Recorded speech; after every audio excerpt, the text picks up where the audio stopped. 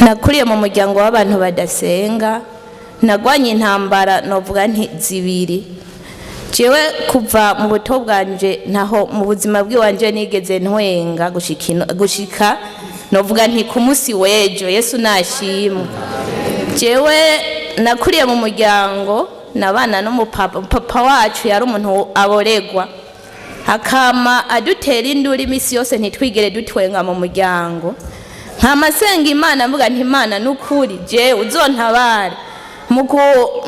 gukura canke mu bigero vyanje, uzompe umufasha atanwa.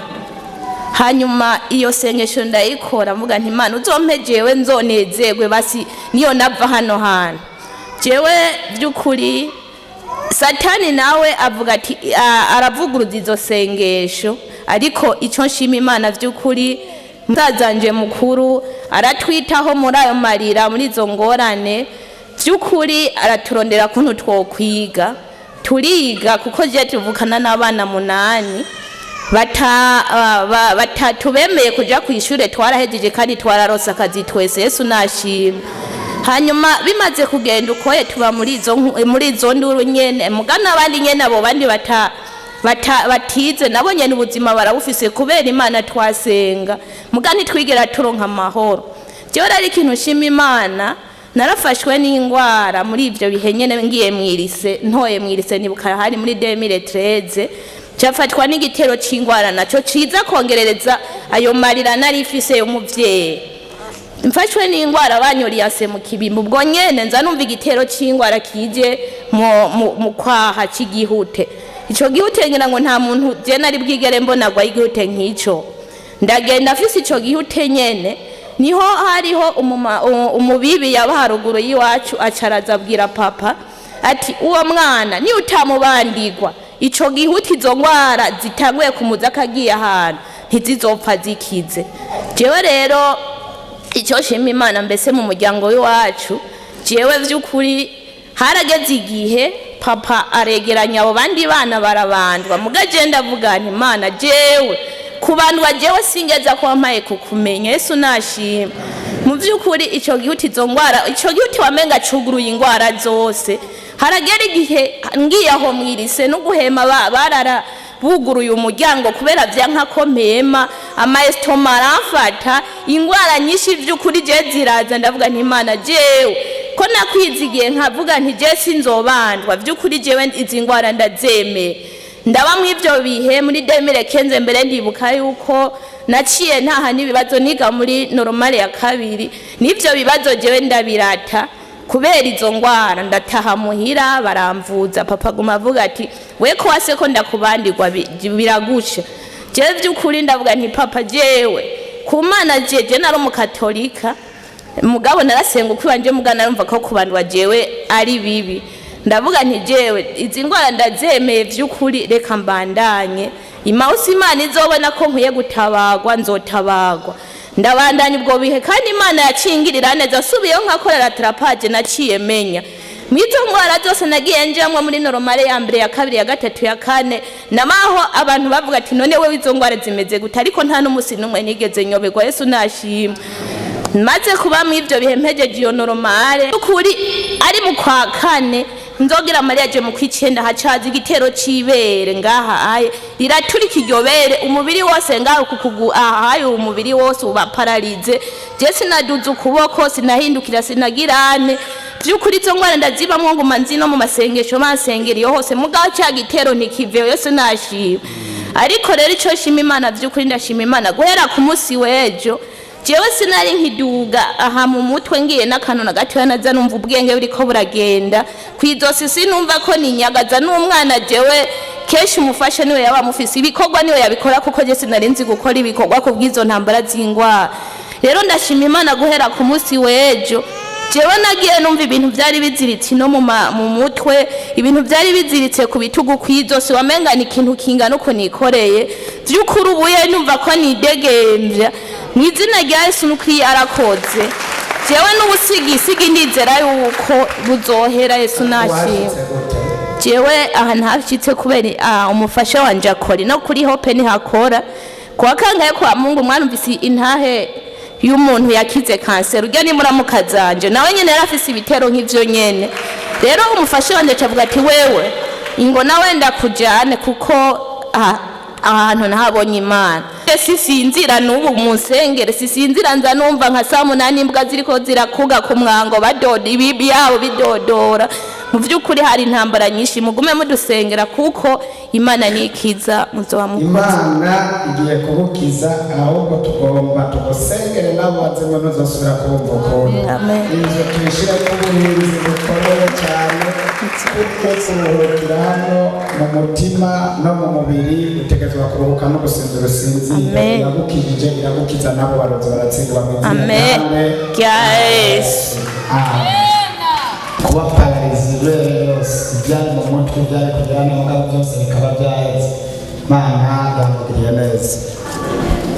Yesu ashimwe mugongo agwaye hasuma n'amahaha mperuka kuja kwa muganga ryari no kwezi kurahera mugo umwana gumashuha sinzi ikibazo afise n'ubu sinzi umumama yantumiye dukorana hamwe waje hano kugira ushimike none waje kugira tugusengere cyane waje gushimira je naje gushima mungire munsengere kubera umwana yakoze nibwo bwa mbere uje ngaho kanake Imana yarakoze ibitangaza kubera yankuye umwana muri bomboni nkaca ntaha yari yabuze impemu bamwongereza impemu ego turamusengera ntazosubira kuzibura mu izina rya Yesu tuja hajya turamusengera ivyo ntibizosubira kuza ukundi sashimwe kandi nukuri Imana yo mwijuru ivyumve kandi ivyumve ko ndayishimiye nawe papa Imana iguhezagire kandi kongere inkomezi zo kuyikorera bantu b'Imana umuntu yinjiye ngaha nukuri ntazahave kuko yarinje mu buhungiro jewe kwa kane hari mwijoro mfise abana 4 abahungu 2 n'abakobwa 2 umukobwa mukuru mu bakobwa hageze mwijoro tugiye kuryama apfuye hanze tubona yikubise hasi nyene turafata turasenga dusenze caratangura aravuga ngo mviriza ngo jewe ngo aho nakuburije ngo kuja umbabarira nkoreshe imvugo bakoreje yego ngo aho nakuburije kuja kuri kariya kagabo ko kumutakura ngo wakuzimu utumva ngo kariya kagabo ko kumutakura kariya umumama tubana ariko arasenga aramaze none wowe urinde ngo ya ngo sindabivuga ngo wantumye bicanyice turamuvuga amuvuze tuhasanga n'umuntu wa hagufi cyane nyene cyane ngo mu muryango kandi koko yahora mbutsa yambujije kenshi ngo warambere yicanke mu bana ngo rero ngo ujya mugabo wo kumutakura ngo narakubujije ngo hari ahantu ngo ibintu byacu yarabimaze ngo yaravyononye ngo hamwe n'agahungu kiwe ngo mu bwana bwiwe arabibona ko tukubwo turabinara byose ngo mu bwana bwiwe ngo arafise agahungu turabyonona ahubwo turabyonona byononeka kuko abadayimoni n'iby'abantu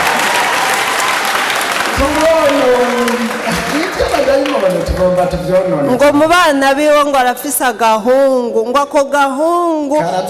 ngo gakorera kwija bebe nase ngo no mu gihugu iwacu ngo dufise imivyimba n'ibimuga by'abantu ngo kajya akagabo ko kumutagura kagoma katwononera ngo none ngo nakuburije kujayo wumvise ijambo kwa shetani bafise imivyimba n'ibimuga abazimu baragusize ngo agahungu kiwe nakajya akagabo ko kumutakura ngo baratuzengereje baratubujije amahoro ngo none nawe ngo ngoma ndaguhana ndagutwara akakana ngo kugira ndagutera intonto burya tuca turase kongereza ibindi bimuga ikuzimu amen baranyakije barasajije none ibimuga biragomba akongerekana n'ibiziga kwa Amen. abazimu turabica turabamara. uwo mumama dusengana kubera tutari tudasanga isengero yari umubanyi ariko nawe asenga aca aravuga ngo none ujya mugabo wo kumutakura ngo ko bavuga ko akorana na ngo yo ngo ujya kumutakura ngo akorana n'uriya mugabo hariya hejuru ngo nicyo gituma tudashobora kumuvuga izina ngo ntidushobora. Amen.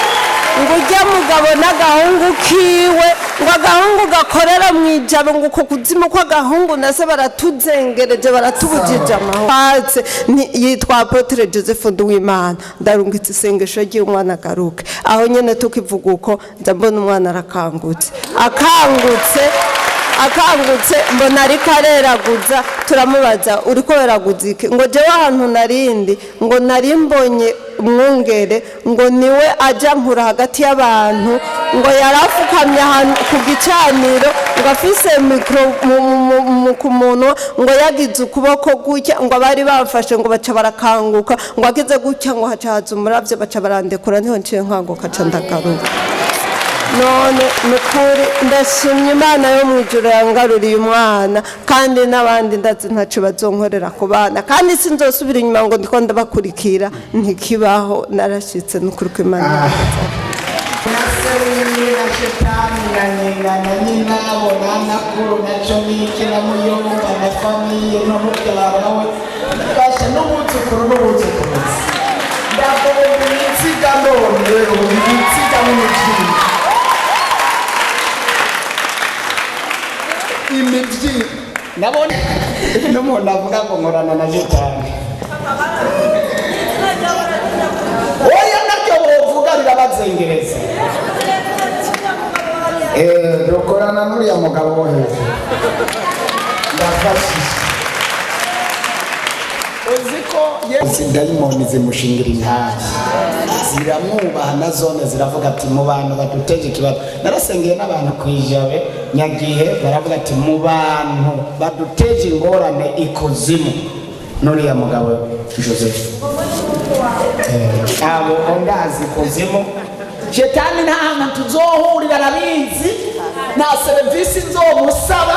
nzomuzengereza mu rwego ruteye umuntu utazika kuzosaba serivisi uzomutinye none umuntu ata serivisi uziga ko atahantu muzohurira umurozi umuntu uwo ari we wese ata serivisi uzosaba musuzugura umugwize n'ubusa wigenda abarozi uzobakenera hehe ariko kubera iki muteye ubwoba nabyo ndabazengereza none